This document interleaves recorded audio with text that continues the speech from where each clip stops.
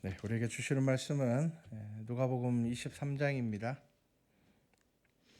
누가복음 23장 26절에서 31절까지 말씀입니다. 자, 우리 한 목소리로 함께 성경 말씀 봉독하겠습니다. 그들이 예수를 끌고 갈 때에 시몬이라는 구레네 사람이 시골에서 오는 것을 붙들어 그에게 십자가를 지워 예수를 따르게 하더라. 또 백성과 미끌을 위하여 가슴을 치며 슬피 우는 여자의 큰 무리가 따라오는지라. 예수께서 돌이켜 그들을 향하여 이르시되 예루살렘의 딸들아 나를 위하여 울지 말고 너희와 너희 자녀를 위하여 울라.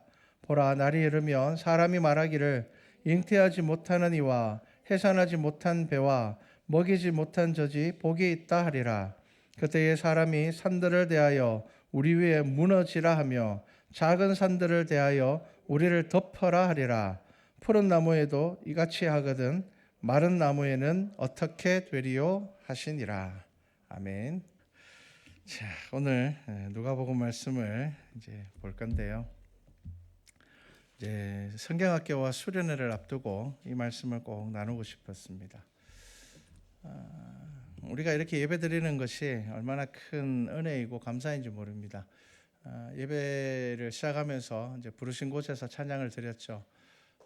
제가 그 찬양을 이제 뭐 선곡이야 뭐 수요일쯤에 했지만 이제 금요일 날 이제 이 찬양을 들으면서 마침 그때 그 미얀마에 계신 선교사님이 사진을 몇 장 보내주셨는데 미얀마에 지진이 엄청 크게 났었잖아요. 우리도 거기 좀 돕는 우리 헌금을 보내드렸는데 그 예배 사진이 딱 올라왔는데 참 지진 때문에 교회가 다 무너졌어요. 그러니까 예배를 드릴 수가 없어요. 천장 지붕도 없고요. 그런데 무너졌는 그 교회 중간에 의자를 놓고 예배를 드리더라고요. 그러면서 이제 그 찬양 이제 들으면서 그런 생각을 했습니다. 여러분, 가사가 참 중요한데요.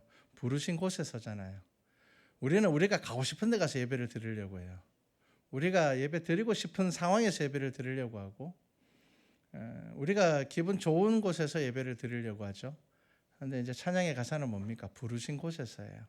하나님께서 부르신 곳에서 예배를 드리는 게 예배예요. 하나님께서 우리를 어디로 부르실지 모릅니다. 어디로 가라고 하실지 모르죠.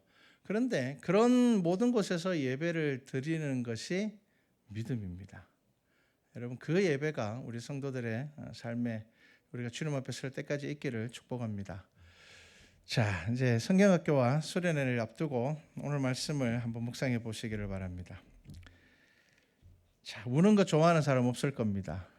뭐 요즘 그런 말 있잖아요. 꽃길만 걸어라.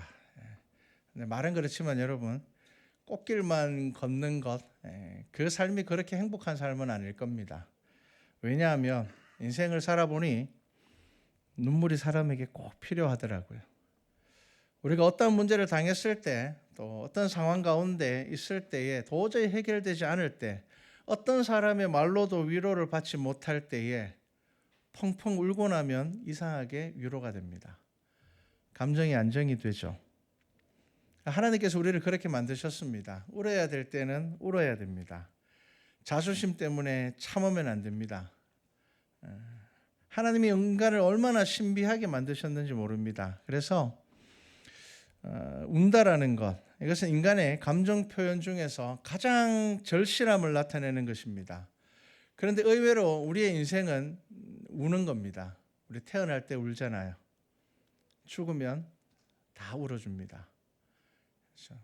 우리가 태어날 때 울고 죽을 때도 울고, 그리고 인생을 살다 보면 울어야 될 일들이 많습니다. 눈물 흘려야 될 일들이 많습니다. 나는 울고 싶지 않다. 나는 평생 웃고만 살고 싶다. 나는 실제로 단 한 번도 울지 않고 나는 웃기만 했다. 이런 사람은 꼭 가야 될 곳이 하나 있습니다. 꼭 가야 될 곳이 병원에 하나 꼭 가야 됩니다. 눈물은 슬픔이라는 감정 이상의 의미를 가지고 있습니다. 그리고 사람의 인생에서 가장 중요하다 말할 수 있습니다. 사람 인생을 살면요, 웃었던 기억은 잘 잊어먹는데 눈물 흘렸던 기억들은 아주 선명하게 남아있다고 합니다. 내가 정말 울었던 기억들, 내가 정말 슬펐던 일들, 그게 인간의 기억에 가장 선명하게 남아있다고 합니다. 그리고 인간이 인생의 교훈을 얻는 대부분의 일들은 우는 것과 연관이 있습니다. 그래서 우리가 신앙생활을 하면서 예수 그리스도를 처음 만났을 때 아마 모든 분들이 눈물로 시작을 했을 겁니다. 그런데 이제 우리의 믿음의 인생이 뭐냐 하면요, 눈물로 시작한 인생이 살아가면서 기쁨이 되는 것이 우리의 믿음입니다. 기쁜 것이 슬픈 것보다 훨씬 더 좋은 것이라면 사람은 기쁨을 통해서 성장해야 되는데 실제로 사람을 성장하게 하는 것은 눈물이라고 합니다. 사람은 눈물을 흘리면서 성장하게 된다고 합니다. 웃음이 사람의 관계를 넓게 한다면 눈물은 깊어지게 한다고 합니다. 그래서 눈물을 흘리고 눈물을 보일 수 있는 관계가 깊은 관계라고 합니다.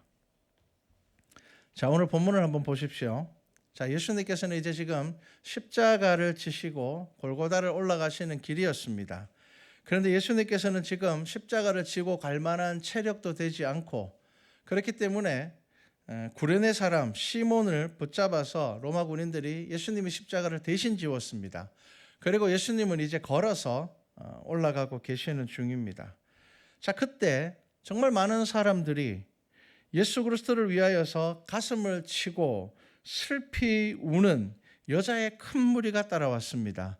얼마나 슬펐겠습니까? 예수님께서 고치신 병자들이 얼마나 많았고, 예수 그리스도께서 위로의 말씀을 통하여서 회복시킨 사람들이 얼마나 많았습니까? 그리고 예수 그리스도를 통하여서 그들이 얼마나 큰 위로를 받았습니까? 그런 예수님께서 죄 없으신 분이 그들의 눈에 다 보이거든요. 대제사장들과 서기관들과 바리새인들의 그 욕심이 예수 그리스도를 지금 십자가에 못 박고 있다는 것이 보입니다. 그래서 그들의 눈물은 애통의 눈물이고 너무 괴롭고 슬픈 눈물입니다. 그렇게 눈물을 흘리면서 예수님을 따르는 그 여인들을 향하여서 예수님께서 뭐라 말씀하시는지 보십시오. 나를 위하여 울지 말고 너희와 너희 자녀를 위하여서 울어라 라고 말씀하십니다. 자, 왜 이렇게 말씀하셨을까요? 지금 누가 봐도 가장 힘든 사람, 가장 괴로운 사람, 위로를 받아야 될 사람은 예수님인데 왜 예수님께서는 그를 따르는, 그를 위하여서 애통하는 여인들을 향하여서 나를 위해서 울지 말라, 너희와 너희 자녀를 위해서 울으라고 말씀하셨을까요? 예수님께서는 예루살렘에 마지막 입성하시면서 예루살렘 성을 보시고도 우셨습니다. 예수님의 제자들은 예수님께 자랑했어요. 예수님, 이 예루살렘 성을 보십시오. 대단하지 않습니까? 정말 멋지지 않습니까? 왜냐하면 그 당시에 예루살렘과 예루살렘 성전은 헤롯이 그 당시에 가장 뛰어난 이 헬라 문화, 그것으로 지금 성전을 재건하고 있었거든요. 그러니까 진짜 예루살렘 외에 시골에서 올라온 사람들에게는 눈이 딱 벌어질 만큼, 입이 딱 벌어질 만큼 정말 놀라운 것이 바로 그 성전의 모습이었습니다. 그런데 예수님께서는 그 아름다운 성전을 보고 우셨습니다. 그렇게 우시고 난 뒤에 뭐라고 이야기를 했습니까? 저 성전이 돌 위에 돌 하나 남겨지지 않고 무너뜨려질 것이라 했습니다. 예수님이 우신 이유는요, 지금 보이는 화려함 때문에 그게 싫어서 우신 것이 아닙니다. 그것이 곧 무너질 것이기 때문입니다. 애통할 날이 곧 올 것이기 때문입니다. 자, 지금도 예수님께서 이 여인들을 향하여서 나를 위해 울지 말고 너희와 너희 자녀를 위해서 울으라고 말씀하시고 난 다음에 29절부터 무슨 말을 하고 계십니까? 보라, 날이 이르면 사람이 말하기를 잉태하지 못하는 이와 해산하지 못한 배와 먹이지 못한 젖이 복이 있다 하리라. 그때에 사람이 산들을 대하여 우리 위에 무너지라 하며 작은 산들을 대하여 우리를 덮어라 하리라. 푸른 나무에도 이같이 하거늘 마른 나무에는 어떻게 되리요? 자, 이게 어떤 의미겠습니까? 너희들이 지금 곧 너희들이 감당할 수 없는 고난과 박해를 당하게 될 것이라는 것을 말씀하시는 겁니다. 지금 너희들은 나를 위하여서 울 때가 아니라 너희를 위하여서 울 때라는 겁니다. 너희의 상황들을 봐야 된다는 겁니다. 이제 너희가 어떤 일을 당할지를 너희들이 봐야 한다는 겁니다. 하나님을 만난다는 것이 점점 더 어려워지는 시대가 되었습니다. 세계적으로 교회는 굉장히 복잡한 문제에 놓여져 있습니다. 교회의 분열은 가속화되고 있습니다. 이단들은 더 많이 생기고요. 교회는 안팎으로 무너지고요. 시대적으로도 어떻습니까? 지금 며칠 전에 이스라엘이 이란을 본격적으로 공습을 했죠. 여러분, 전쟁의 소문은 이제 자고 일어나면 하나씩 더 생겨나고 있습니다. 여러분, 시대를 보셔야 됩니다. 지금 우리가 살아가는 이 상황만 보면요, 정말 세상이 다 편안한 것 같죠? 그렇지 않습니다. 여러분, 이렇게 예배드릴 수 있는 나라가 몇 군데 없습니다. 몇 주 전에는 미국에서 건강한 가정을 위한 어떤 찬양 컨퍼런스를 하는데 차별금지법을 찬성하는 이들과 폭력적인 사태가 일어나서 잡혀갔습니다. 여러분, 우리는 지금 이렇게 편안하게 예배를 드리지만 여러분, 이게 전부가 아니라는 것을 보셔야 됩니다. 지금 우리는 마치 예루살렘 성의 화려한 모습들만을 보며 야, 괜찮아라고 생각하는 그 예수님의 제자들과 똑같습니다. 그런데 예수님께서는 이 성이 곧 무너질 것이라는 것을 보시며 애통하며 우신 겁니다. 지금 여인들이 피를 흘리며 고난당하시고 채찍 맞으시고 십자가를 오르시는 예수님을 보고 애통할 때에 예수님께서는 너희들이 지금 나를 위해서 울 때가 아니라고 말씀하신 겁니다. 여러분, 이 말씀을 우리가 잘 생각해야 하는 것입니다. 여러분, 지금 교회는 지금 큰 어려움 가운데 있는데 가장 심각한 문제 중에 하나가 뭐냐면 다음 세대가 사라지고 있다는 겁니다. 우리는 이미 30-40년 전부터 앞선 유럽의 교회들을 통하여서 다음 세대가 사라지면 교회가 사라진다는 것을 우리는 이미 알고 있습니다. 그럼에도 불구하고 우리는 그것에 대하여서 애통하거나 울지 않습니다. 여러분, 지금 한국 교회의 모습을 보십시오. 아직은 늦지 않았습니다. 그런데 여러분, 뭐가 필요한 줄 아십니까? 여러분, 자녀를 위해서 울어야 되는 눈물이 필요한 시대입니다. 여러분, 성도의 자녀조차 교회를 떠나고 있습니다. 가정이 무너집니다. 물론 이것은 교회만의 문제는 아닙니다. 사회 구조가 바뀌면서 자녀를 낳지 않는 이들이 많아지고 이제 핵가족이라는 말 자체도 사라져 버렸습니다. 이제는 그 문제가 아닙니다. 지금 여러분들이 눈을 들어서 한번 이 지역을 보십시오. 교회가 얼마나 많습니까? 그런데 몇몇 대형 교회에서만 교회 학교가 제대로 운영이 되고 있죠. 그러다 보니 자녀를 가진 부모님들은 큰 교회를 찾아갑니다. 자연스럽게 작은 교회들이 사라집니다. 그런데 이것이 결국은 모든 교회가 사라지게 되는 시작이라는 것을 잘 모릅니다. 자, 국가 정책을 보면요, 특정한 날에는 대형마트 문을 닫아야 됩니다. 그 이유가 뭡니까? 지역 경제를 살리기 위해서라고 합니다. 그런데 참 생각해 보십시오. 아니, 큰 마트가 있는데 꼭 작은 마트 있어야 됩니까? 더 가격이 저렴하고 신선도도 좋고 혜택도 훨씬 많고 큰 마트만 있어도 우리가 살아가는데 별로 지장이 없는데 꼭 작은 마트를 살리기 위해서 큰 마트가 문을 닫아야 될까요? 자, 그러면 다르게 한번 볼까요? 왜 중소기업을 살려야 한다고 말할까요? 차라리 국가가 큰 대기업을 몇 개 작정하고 만들면 더 좋지 않습니까? 그런데 왜 중소기업을 살려야 된다고 이야기할까요? 여러분, 역할이 다릅니다. 각자의 자리매김이 다릅니다. 겉으로 보기에는 아무 문제가 없을 것 같지만 시간이 지나면 그것이 무너지게 된다는 것을 알고 있기 때문입니다. 왜 시골을 살려야 될까요? 도시가 살기 훨씬 더 편한데요. 오히려 시골 살리려고 그러면 돈을 더 많이 들여야 되고 거기다 뭔가를 만들어줘야 되고 막 투자해야 될 게 너무 많음에도 불구하고 왜 시골을 살려야 된다고 이야기할까요? 여러분, 왜 그런지를 한번 생각해 보셔야 되는 겁니다. 하나님께서 이 세상을 어떻게 만드셨는지 아십니까? 눈에 보이지 않는 미생물이 죽으면 생태계는 다 무너집니다. 눈에 보이지 않는 것들이 죽으면 눈에 보이는 것들은 피할 수가 없는 멸망을 맞이하게 됩니다. 여러분, 이 창조 질서가 우리가 살아가는 모든 것에 다 적용이 됩니다. 여러분, 이 지역에 있는 교회들이 똘똘 뭉쳐서 큰 교회 하나 짓고 다 같이 신앙생활하면 얼마나 좋겠습니까? 그런데 그렇게 하지 않습니다. 교회 학교도 잘 운영되고 좋을 것 같지 않습니까? 당장은 좋을 것 같지만 하지만 어느 순간 무너지기 시작하면 감당할 수 없게 될 것입니다. 한 20-30년 전에 2000년대가 지나면서 한 20년 전쯤입니다. 한국 교회가 1990년대를 지나면서 빠르게 쇠퇴하는 것 때문에 심각하게 모여서 교계 차원에서 포럼을 한 적이 있습니다. 어떻게 해야지 한국 교회의 문제점을 바로잡을 수 있을까? 그때에 아주 대안으로 아주 이게 꼭 필요하다 이렇게 나온 대안이 있는데 그게 뭐냐 하면 대형 교회가 사라지고 2,300명 모이는 교회들이 많아져야지 교회가 살아날 것이다 라는 이야기가 나왔습니다. 근데 왜 이런 이야기가 나왔는 줄 아십니까? 대형 교회 잘못된 거 아닙니다, 여러분. 대형 교회가 왜 잘못되었습니까? 많은 사람들이 모여서 은혜를 받는데 뭐가 문제겠습니까? 그런데 왜 이런 이야기가 나왔는가 하면 그 이유는 봉사하지 않고 헌신하지 않고 편하게 신앙생활하려는 사람들이 점점 많아지고 있기 때문입니다. 목사님들끼리 모이면 그런 이야기를 합니다. 우리 교회는 작아서 여러분들이 다 한 가지씩 봉사를 하고 있어서 너무 감사한데 1,000명이 되는 교회에 봉사자들 인원을 뽑아보면 100명이 안 됩니다.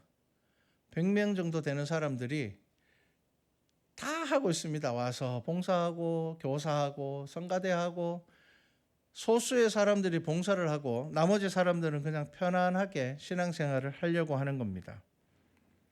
큰 교회 가는 이유가 더 큰 봉사를 하기 위함이 아니라 적당하게 신앙생활을 하기 위해서 찾는 사람들이 더 많다라는 겁니다. 작은 교회가 사라지는 이유가 뭔지 아십니까? 물어봅니다. 왜 작은 교회 가지 않습니까? 왜 개척교회 가지 않습니까? 라고 물었을 때 가장 1순위가 뭔지 아십니까? 봉사와 헌신에 대한 부담 때문이라는 겁니다. 더 직설적으로 말하면 사명 없이 종교적 만족에 우선하면서 교회를 다니고 있기 때문입니다. 자, 여러분 생각해 보십시오. 믿음이 자란다는 것은 어떤 의미일까요? 사명을 알게 되는 겁니다. 부르심의 이유를 깨닫게 되는 것이 믿음이 자라는 것입니다. 신앙생활은요, 단 한 사람의 예외도 없이 사명감을 가지고 하셔야 되는 겁니다. 어떤 사람은 사명을 받았고 어떤 사람은 사명을 안 받았고 이게 신앙생활 아닙니다. 여러분 성경에서 분명히 뭐라고 말씀하십니까? 하나님께서 우리를 부르셨다고 이야기를 합니다.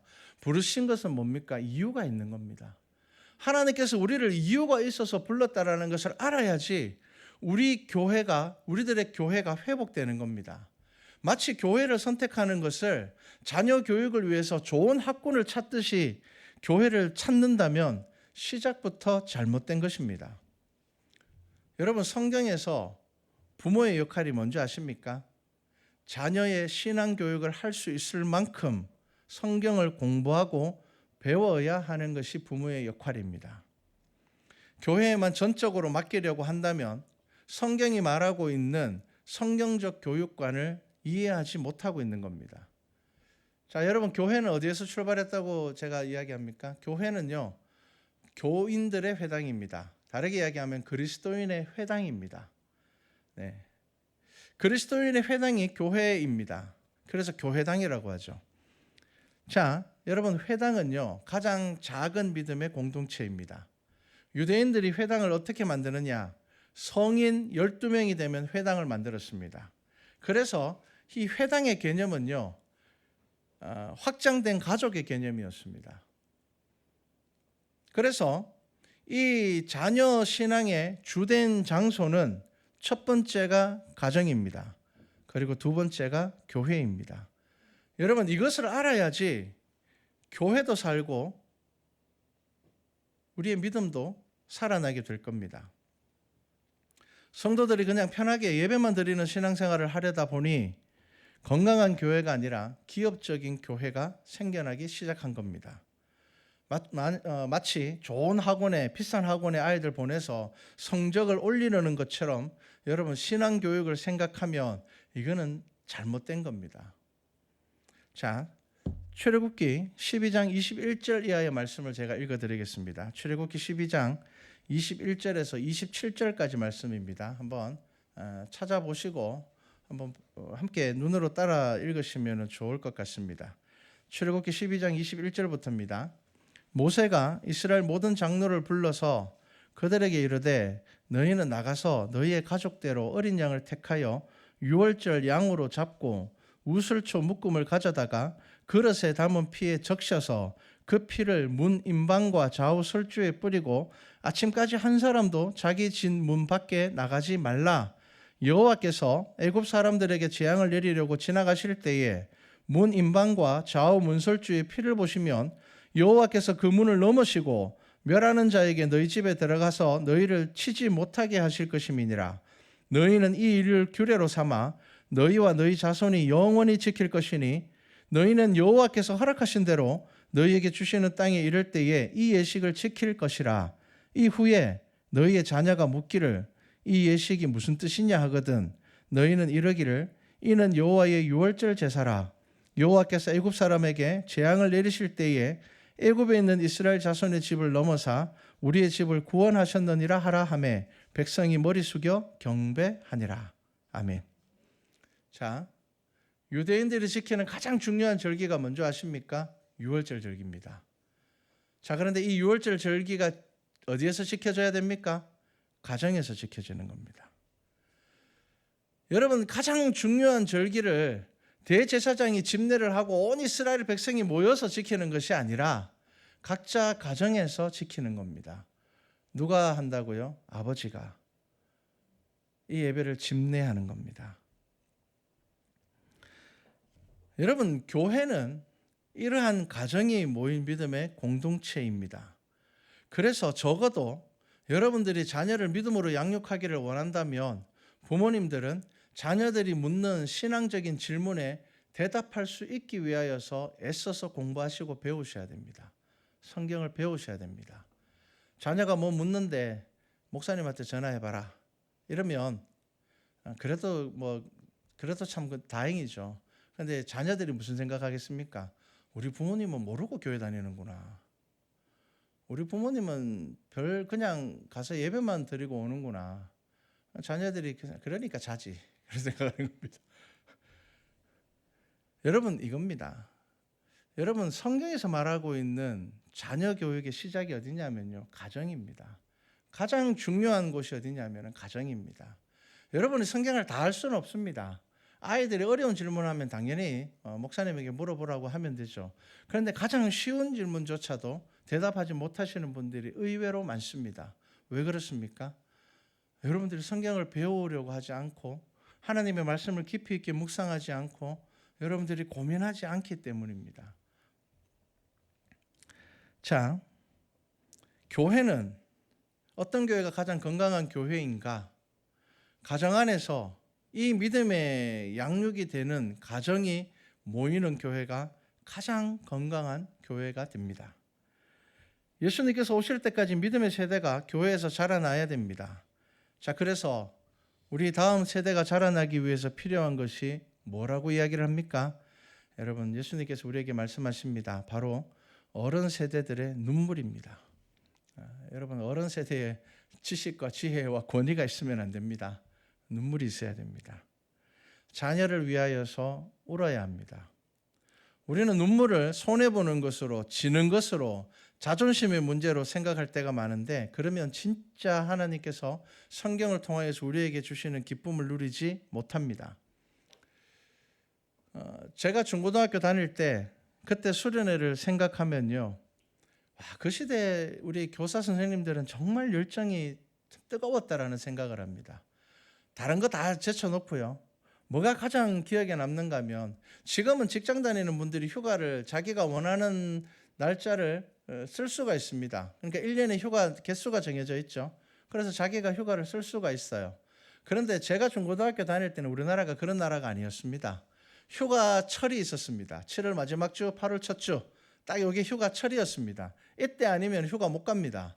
그런데 교사 선생님들이 다 자기들의 휴가를 아이들의 수련회를 위해서 썼습니다. 그 기억 하나만큼은 제가 딱 남아있거든요. 참 대단하다. 교사들이 그렇게 열정적이었기 때문에 어쩌면 그 시대에 수련회나 성경학교를 통하여서 아이들이 은혜를 받았지 않았을까라고 생각을 합니다. 아이들이 하나님을 만날 때 그냥 지 믿음이지. 여러분, 커서는 자기 믿음입니다. 그런데 적어도 아이들이 부모님의 품에 있을 때는요, 부모님의 믿음이 아이의 믿음이 됩니다. 부모님의 눈물이 아이의 신앙 경험이 됩니다. 그때 권사님들은 어떻습니까? 그 더운 여름날, 요즘처럼 에어컨도 없는 그런 막 산속의 기도원 막 이런 데 찾아오셔가지고요, 2박 3일, 3박 4일 동안 쪽잠 주무시면서 아이들 식사 준비 다 했지 않습니까? 여러분, 그 헌신과 그 교사들의 헌신과 권사님들의 헌신과 열정이 그 아이들에게 은혜로 주어지는 것입니다. 지금은요, 참 안타깝지만 항준 직분자들도 휴가를 수련회에 쓰지 않으려고 합니다. 충분히 조절할 수 있음에도 불구하고 그렇게 하지 않으려고 합니다. 심지어 가족 휴가를 간다고 수련회에 참여하지 않는 것도 종종 봅니다. 그런 일들이 있습니다. 여러분, 이게 지금 교회의 현실이고 우리의 믿음의 수준이 되어버렸습니다. 제가 예전에 이제 제네시스 팀을 할 때는요, 여름 시즌이 되면은 캠프에 초청을 받아서 공연하러 참 많이 갔거든요. 기억에 남는 분들이 있습니다. 예전에 한 교회에 초청을 받아서 이제 저희들 공연하러 갔는데, 그 교회 중고등부 학생회 담당 장로님이 대학의 아주 유명한 인기 교수님이셨습니다. 가끔씩 TV에 나와서도 이렇게 강의를 하시는 분이셨거든요. 그분이 이제 그 교회 중고등부 이제 담당 장로님이시더라고요. 자, 그런데 그 교회 수련회 기간에 아주 중요한 국제 학술 세미나가 잡혀 있었는데, 이 장로님이 그 세미나보다 아이들 수련회 강의가 더 중요하다고 그 세미나를 다른 분에게 맡기고 오셨더라고요. 여러분, 그냥 뭐 학교에서 자체적으로 하는 것도 아니었어요. 국제 학술 세미나였어요. 그분이 우리나라를 대표해서 그 자리에 설 수 있는 기회를 얻었는데, 마침 수련회 시간에 교회에서 이제 뭐 담당 장로님이시니까 아이들을 위해서 강의를 하나 해달라고 한 거예요. 그런데 장로님께서 뭘 선택했다고요? 수련회 그 1시간, 자기 교회를 위해서 하는 그 시간을 선택하신 거예요. 여러분, 그런 분들의 헌신과 열정이 있었기 때문에 그 시대의 아이들이 수련회를 통하여서 하나님을 만나고 경험하고 소원하고 결단했던 겁니다. 여러분, 그게 사라져 버렸어요. 제가 그 장로님께 물었어요. 와, 장로님 대단하시다고. 어떻게 다른 것도 아니고 그냥 뭐 작은 세미나도 아니고 국제학술 세미나를 우리나라 대표로 하시는 것을 어떻게 미루고 왔냐고. 그때 장로님이 이렇게 이야기하셨어요. 세미나는 다음에 해도 되지만 어쩌면 이 수련회가 마지막인 아이들이 있을 수 있기 때문에 이게 더 중요하다는 겁니다. 어쩌면은 이번 수련회 지나고 나면은 안 올 애들이 있기 때문에 어떤 아이들에는 이게 마지막 수련회일 수도 있기 때문에 내가 생각하기엔 이게 더 중요하다라는 겁니다. 뭐 세미나야 다음에 또 더 좋은 기회가 생기겠지, 뭐 그렇게 말씀하시더라고요. 여러분, 교회 학교는 교사들의 헌신이 아주 중요합니다. 교회는요, 항존 직분자들의 헌신이 아주 중요합니다. 믿음의 본이 되지 못하면 교회는 부흥하지 않습니다. 아직까지 우리가 착각하는 것입니다. 목사님이 뭐 대단한 목사님이 오시면 교회가 부흥할 것이다. 아닙니다, 여러분. 그건 올바른 부흥이 아닙니다. 여러분, 교회의 올바른 부흥은 뭐겠습니까? 교회가 좋아서 사람들이 와야 되는 겁니다. 교회의 분위기가 좋아서 와야 되는 겁니다. 교회에 사람들이 좋아서 와야 되는 겁니다. 여러분, 제가 뭐 특별한 말씀을 하겠습니까? 다 똑같은 성경 보고 똑같은 말씀을 전하는 겁니다. 사람들이 교회에 와서 이 교회에서 내가 신앙생활 해야 되겠다, 이거를 언제 결정하는가 하면요, 예전에 제가 한번 이야기한 적이 있을 겁니다. 사람들이 교회에 새롭게 갔을 때에 오래 걸리지도 않습니다. 뭐 10몇 분 만에 내가 이 교회에 정착해야 되겠다라는 생각을 어느 정도 한답니다. 사람들이 하는 대화, 사람들의 친절함, 사람들이 하는 인사들, 사람들이 서로 대화하는 모습들, 표정들, 그런 것들을 보면서 정말 빠르게 빨리 이 교회 참 좋은 교회구나라는 것을 결정하게 된다는 겁니다. 자, 여러분, 지금 우리 자녀들 어디 있습니까? 한번 생각해 보십시오. 신앙생활 잘하고 있습니까? 집에 오면 마지못해서 교회 따라오는 거 아닙니까? 여러분, 우리 교회 교육이 시원찮아서라고 생각한다면 잘못된 생각입니다. 교회는 교회의 형편과 상황에 따라 최선을 다할 뿐입니다. 옛날에 어른들이 버릇없는 아이들에게 뭐라고 이야기를 합니까? 가정교육 제대로 못 받아서라고 하죠. 틀린 말 아닙니다. 자녀는 부모의 눈물을 먹고 자랍니다. 여러분, 자녀는 부모의 사랑을 먹으면서 자라는 거죠. 자녀들은요, 부모가 주는 거 다 먹고 자라는 겁니다. 부모가 욕심을 주면 욕심 먹고 자랍니다. 부모가 고집을 주면요, 고집 먹고 자랍니다. 여러분, 그거 아셔야 됩니다. 지금 예수님께서는 뭐라고 말씀하십니까? 자녀를 위해서 울어라는 겁니다. 자녀에게 뭘 주라고요? 눈물을 주라는 겁니다.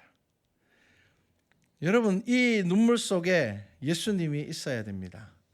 여러분, 자녀를 양육하면서 자녀가 아프면 울고 남들보다 못하는 게 있으면 속상해서 하면서 하나님을 모르는 것에 대해서는 별로 관심이 없다면 알아서 하겠지. 여러분, 눈물이 있어야 관심이 있고 애쓸 수 있고 눈물이 있는 곳에 헌신과 봉사가 있습니다. 자, 성경학교 또 중고등부 수련회, 청년부 수련회 지금 준비되고 있습니다. 우리 교회 형편에서 최선을 다해서 준비를 할 겁니다. 근데 이보다 더 중요한 게 뭐라고요? 부모가 관심을 가지고 기도하시고, 특별히 성경학교는요, 부모님의 의지가 제일 중요합니다. 여러분, 내 자녀가 하나님 잘 믿었으면 좋겠다고 기도하면서 교회의 일에는 무관심하다면 말과 행동이 틀린 겁니다. 여러분, 지금부터 기억하십시오. 7월 마지막 주가 중고등부 청년들 수련회가 있고, 또 마지막 주, 그러니까 8월 첫 주와 맞물리죠. 토요일 주일은 성경학교가 있습니다. 한 달 전에 제가 이야기를 합니다. 미리 시간을 비우시고 참여하시고 여러분 기도하십시오. 여러분, 목회에서 가장 감사하고 기억에 남는 성도가 누구라고요? 애쓰는 성도들입니다. 여러분, 성도들이 성공하는 것보다 저는 애쓰는 성도들이 더 감사하고 고맙습니다. 여러분, 애쓰는 것이 얼마나 위로가 되는지 아십니까? 우리 교회 여름 성경학교는 거의 분위기가 전교인 수련의 분위기 아닙니까? 그래서 이 여름 성경학교를 통하여서 아이들이 교회 안에서 뛰어놀고 부모들과 함께 교회를 경험하기를 원합니다.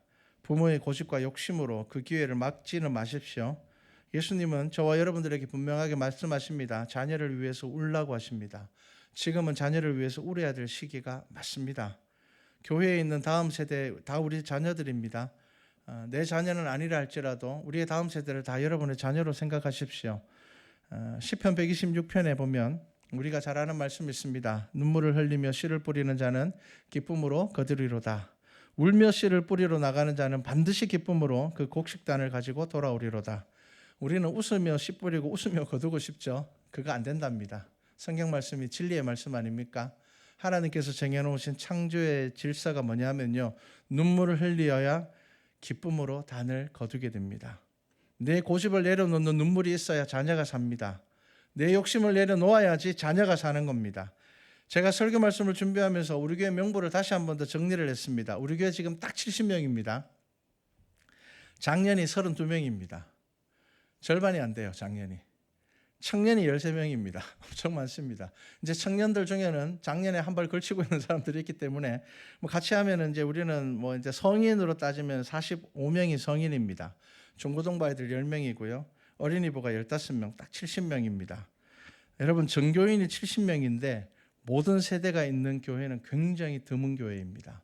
너무 감사하면서도 또 그러다 보니 우리에게 부족한 게 많습니다. 우리 성도들의 헌신이 더 필요합니다. 사실 더 많은 관심이 필요합니다. 봉사자가 부족하고 공간도 부족합니다. 재정적인 여유도 그렇습니다.